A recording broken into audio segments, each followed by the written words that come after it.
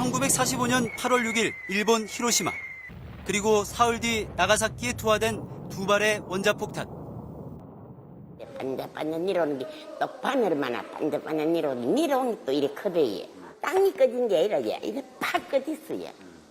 소리가 칵 나더라고. 연기가 해로 가라 캄캄해 아무것도 안 보여. 기분이 내지고 우리 엄마를 머리 팍살 닿게 막 피가 흘러요. 당시 두 도시에 있던 74만 명이 원폭 피해를 당했고 이 중 10만 명 정도가 강제징용 등으로 일본에 끌려와 있던 한국인들이었습니다. 피해자 7, 8명 중 1명은 한국인인 셈입니다.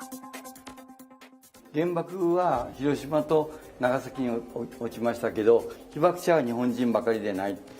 そのことを日本人も知りません。韓国の人も知りません。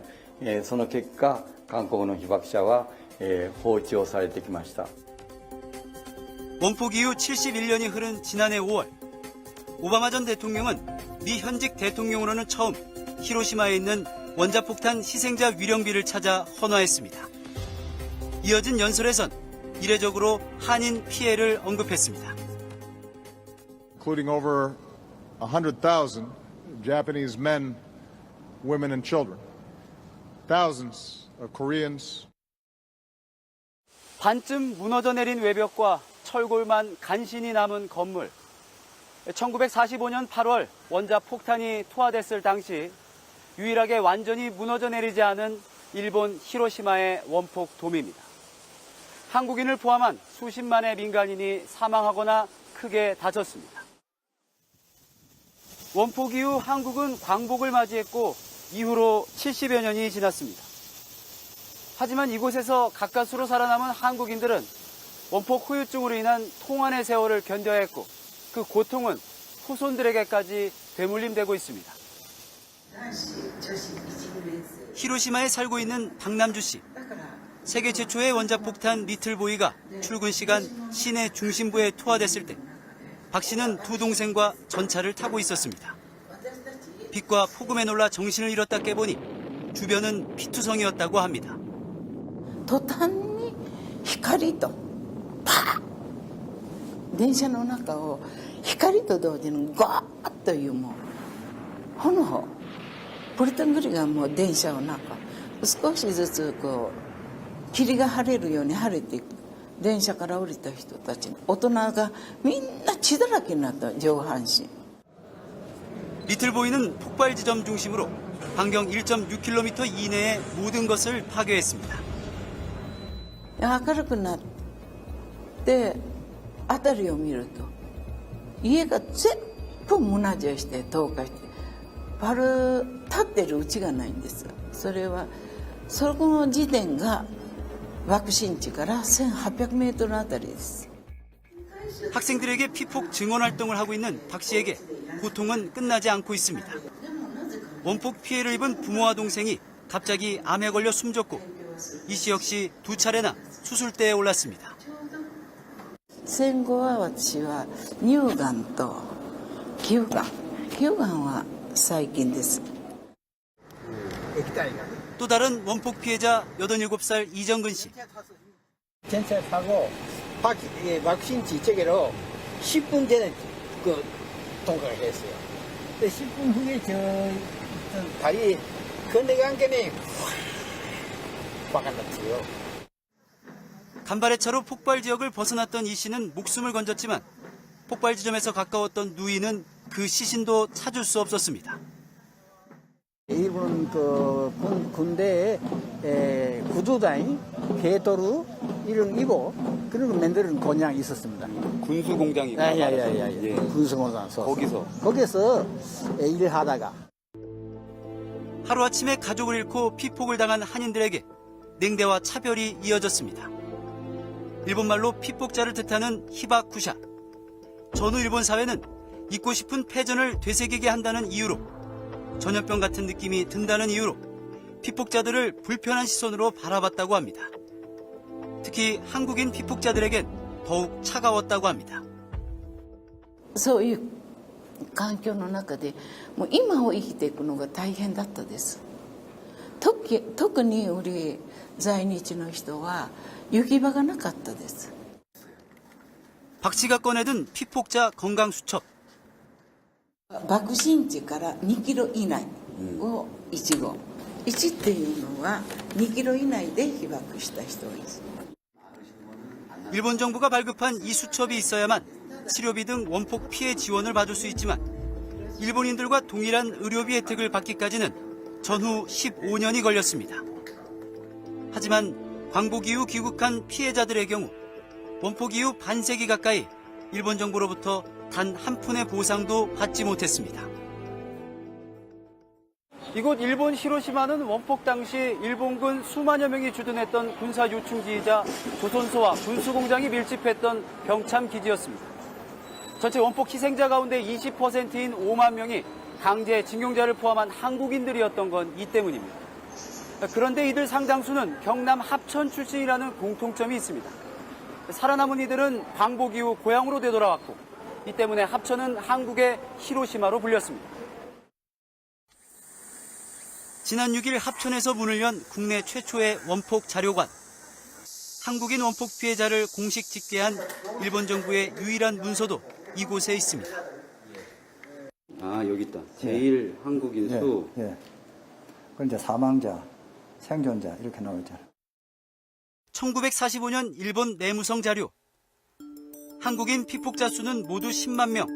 이 가운데 5만 명이 숨졌고 4만 3천 명은 고국으로 돌아갔다고 기록돼 있습니다. 현재 한국 원폭 피해자 1세대의 평균 나이는 83세. 일본 정부의 공식적인 원폭 피해자로 등록된 이들은 지난달 기준으로 2,400여 명에 불과합니다. 韓国の人は、被爆者の約 10% いると言われているのに、わずか2500人しか手帳を持っていません。これは大きな問題だというふうに思います。 원폭은 72년이 지난 과거사가 됐지만 피해자들에게는 대를 이어 괴롭히는 현재 진행형의 고통이라고 합니다. 한정순 씨는 부모가 모두 히로시마 원폭 피해자이고 부모가 한국으로 귀국한 뒤 태어난 피폭 2세입니다. 한 씨는 중학생 때부터 원인 모를 다리 통증에 시달렸습니다. 이름도 생소한 대퇴부 무혈괴사증. 관절이 녹아 없어지는 무서운 병이란 걸 뒤늦게 알게 됐습니다. 50대, 60대 정도 돼야지만 이게 그 개사가 되는 그게 이렇게 발견을 할 수가 있대요. 근데 저 같은 경우에는 15살 때부터 한번 계산 아마 시작이 된 것 같거든요. 같은 질환을 앓고 있는 셋째 언니를 포함해 한 씨의 7남매 모두 각종 병에 걸려 젊은 시절 죽었거나 난치병을 앓고 있습니다. 피폭 3세대인 한 씨의 아들은 뇌성마비 장애를 앓고 있는데 한 씨는 이런 가족의 질환들이 피폭의 결과라고 말합니다. 세상에 태어나서 제대로 세상을 한번 누려보지도 못하고 늘 누워서. 문택주 씨는 태어나면서부터 귀가 잘 들리지 않았는데 20대 초반 갑자기 눈이 안 보이더니 얼마 지나 완전히 시력을 잃었습니다. 옛날에 그때는 눈이 짠데 밝아졌는데 좋아하나죠. 요새 눈이 아무리 앞으로 안 비. 뭐 우다게는 한가를 가지고 고지도 못하고. 임중경 씨도 30대 때 근육이 없어지는 병마가 찾아와 몸에 힘을 주지 못했고 급기야 이제는 눈꺼풀을 제대로 움직일 수조차 없습니다. 다 불편해요. 머리부터 발끝까지 다 불편해요. 서서히 이게 굳어지가는 그런 병이기 때문에 역시나 손이 약간 굳어가지고 이제 잘 기도 못하고요. 옛날에 그래서 옛날에 애들 쳤거든 그래 가르치고 했는데. 문 씨와 임 씨 모두 아버지 또는 어머니가 히로시마와 나가사키에서 원폭에 노출됐다는 공통점이 있습니다. 원인도 모른 채 각종 난치병에 시달려온 원폭 2세들의 존재가 세상에 알려진 건 지난 2002년. 선천성 면역 글로불린 결핍증이라는 희귀 유전병을 앓고 있던 고 김영률 씨가 스스로를 원폭 2세라고 밝히면서부터입니다. 저희 어머니께서는 1940년 히로시마에서 태어나셨습니다. 그리고 1945년 8월에 히로시마에서 원폭에 피폭 당하셨습니다. 이때부터 많은 원폭 2세들이 자신의 병이 원폭 때문일 수 있다는 문제 제기에 나섰습니다. 일본 제국주의 침략 전쟁에 의해 지금 이 시간까지도 그 광기의 역사가 한국 원폭 2세 환우들의 몸과 마음을 관통하고 있는 현실에 인식해야 한다고 생각합니다. 지난해 5월 우리 정부는 한국인 원폭 피해자 지원을 위한 특별법을 제정했습니다. 하지만 원폭 2세대에 대한 지원은 포함되지 않았습니다. 2세들의 문제는 1세보다도 알려져 있는 게 너무 없기 때문에 그래서 일본 정부조차도 2세 문제에 관해서는 굉장히 소극적입니다.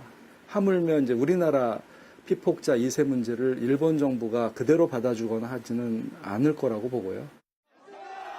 원폭 2세대 문제가 처음으로 공론화된 지 15년이 지났고 2011년 헌법재판소가 원폭 피해자를 구제하라는 취지의 결정을 내렸지만 정부 차원의 전수조사는 아직 이루어지지 않고 있습니다. 일본도 안 하는데 우리나라에서 왜 하는 이렇게 말합니다. 일본한테 그렇게 처럼받고 제압받았으면 우리나라는 우리나라 국민을 섬겨야 될 거 아닙니까?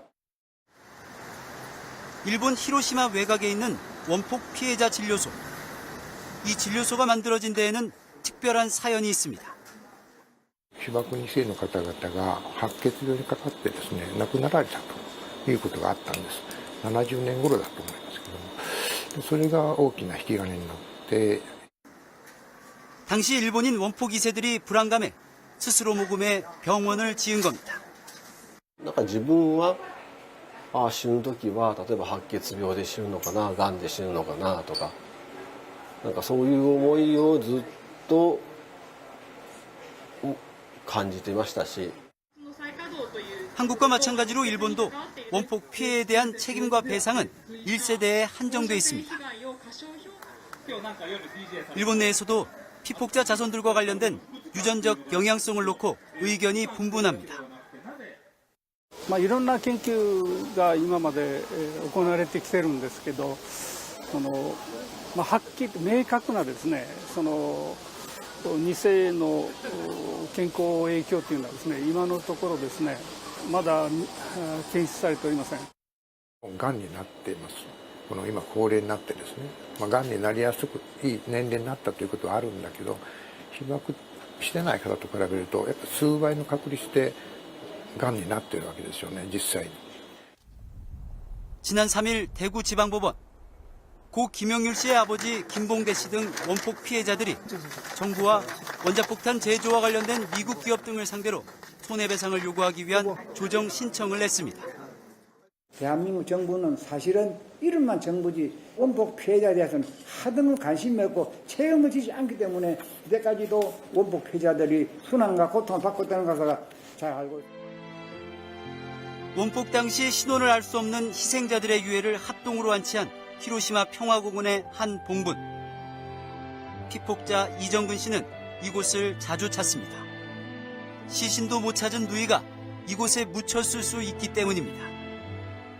혹시 누님이 여기 계시는가 봐.